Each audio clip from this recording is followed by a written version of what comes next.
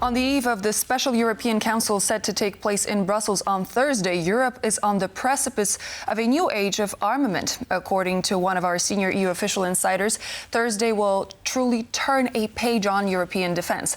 How is the EU going to navigate the new rearmament plan, aid to Ukraine, vulnerable relations with the US, and other burning issues? Joining me now in the studio is Ivan Korčok, former Slovakian Foreign Minister, to discuss these. Thank you so much for joining me on the program.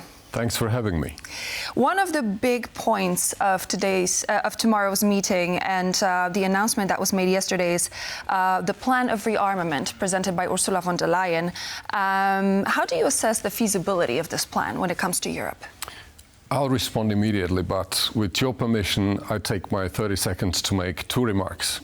Number one, it's right, I'm former foreign minister of Slovakia, but at this moment, I'm member of the leading opposition party in Slovakia. And for me, it is very important to reach out a message to both politicians in Poland and Poland public that there is alternative in Slovakia. And I'm stressing that because current government has completely shifted the foreign policy focus of Slovakia. And I'm mentioning that because I think it's important for Poland as well.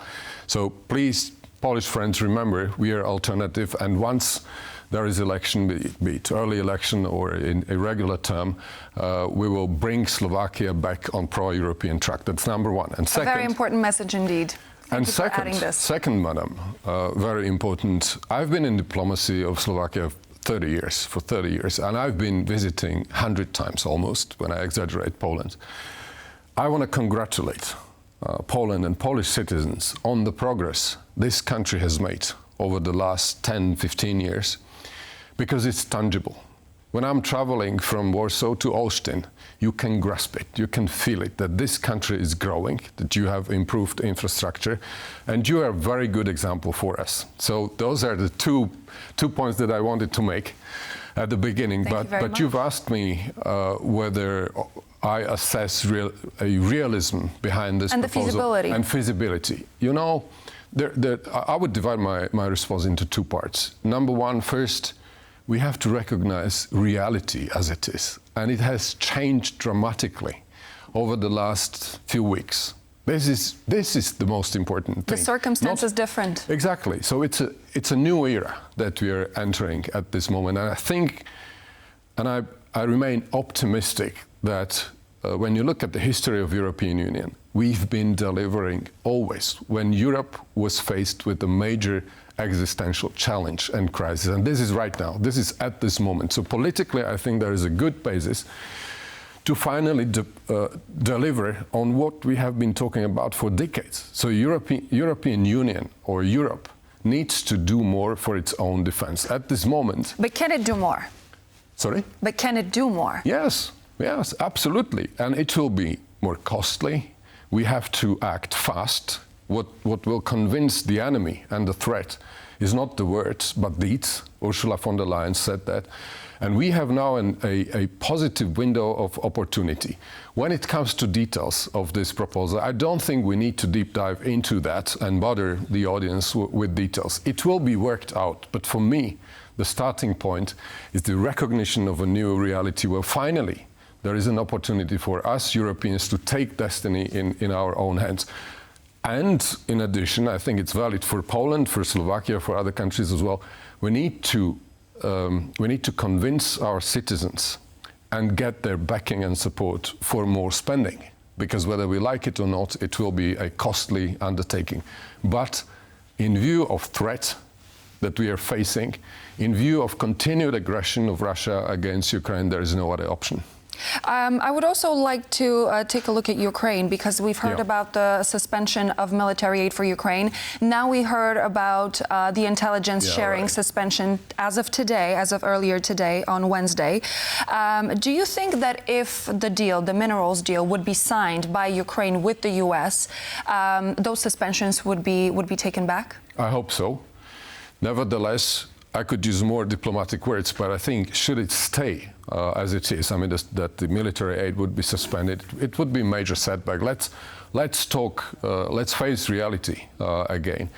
The support, the military support that the United States has been delivering from day one of aggression was extremely important, and Ukraine needs that. So I think at this moment, and this is the more optimistic part, I hope we can help President Zelensky repair his relationship with President Trump.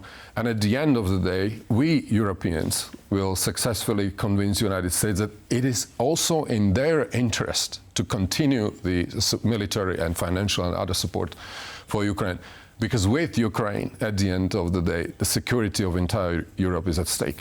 What do you think is going to be the factor that the European Union is actually going to put forward to Donald Trump's administration in order to get him interested and have him stay and support not only Ukraine, but also the European defense? Because that's also in question now. I don't think that this time we can convince him just with declarations. It was over the last 10, 15 years that we Europeans have been declaring our major ambition to act on our own and do more for our European defense. This time, we have to act very quickly. And therefore, I think that this proposal of Ursula von der Leyen is timely. I'm not saying that everything is fine and everything is absolutely clear. Details will be very important. But politically, we have to have a message and bring it across to Washington, D.C., that European taxpayers are ready to pay more, that Europeans can very quickly develop military and defense capabilities, and those will be the heavy arguments that I believe we need to bring across to Washington, because it's not because Donald Trump is pushy and he asks us to do more. It's about our own survival. So it's Polish interest, it's Slovak interest, it's European interest that Europe can do more in the area of defense. There is no other option at this moment. How do you think different member states within the EU are going to align themselves in order to be able to reach a common goal of rearming? We've heard about Germany, we've heard about Friedrich Merz and the strategy that he's planning to take, even possibly involving changes in the constitution. How do you think those European members are going to play this out to make it work? I think that's again the positive moment that even in Germany, for example, there was a taboo theme at this moment. For example, to create more fiscal space for more spending for defense. I think we are moving. I cannot tell you at this moment, what position of 27 member states will be. But I hope, because I'm a Slovak politician, but I hope that the current government, which we are criticizing back home, will be constructive on this. And again, Poland is the best example, I dare say, in Europe, because it was not because of this crisis, but because of Polish attitude to your own national defense, that you are spending at this moment almost 5%. The United States is not spending 5%. President Trump is asking Europeans to spend at least 5%, but Poland is delivering. So I think this is yet another point where we have to take a good example from what the Polish government, but what Polish citizens are recognizing as a need, which has no alternative for the country. Ahead of the meeting taking place in Brussels, the exceptional meeting, we've heard about French President Emmanuel Macron, and we've heard about Viktor Orban, Hungary's Viktor Orban, the l'enfant terrible of Europe, as he's been called before. What do you think is the political significance, and what could this meeting potentially change ahead of the decision-making process potentially taking place tomorrow? I hope a lot will change after this meeting of President Macron with Prime Minister Orban, because that I think it was already last week where Prime Minister Orban has signaled officially and publicly that he's not ready to agree to the proposed text of Council conclusions. He's not ready to basically sign up to anything more than the United Nations resolution. At this moment, what Europe needs is 27 member states on board and coming together and supporting unequivocally Ukraine militarily, economically, and financially.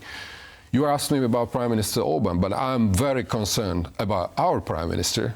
Which was supposed to be my next question. I'm not in Poland to complain about them, but it is reality that our Prime Minister, Slovak Prime Minister Fico, has threatened publicly with veto should there be any commitment to continuing support for Ukraine. I think it's a major damage that could be inflicted basically to our own European position, because it's at the end, once again, the world is changing as we speak at this moment. But one thing is not changing at this moment, that with Ukrainian destiny of an entire continent is at stake. And therefore I hope President Macron will be successful, will get Prime Minister Orban on board, and in 2 days, when summit ends, we'll have a unified position of European Union. We cannot afford now playing games, because it's an existential moment for us. Definitely, those 2 coming days will be a dawn of new time for Europe, not only when it comes to defense,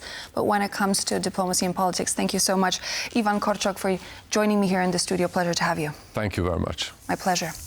And so this would be all for now here on World News Tonight, but please do stay tuned. We're back on TVP World with more news and features in just a moment.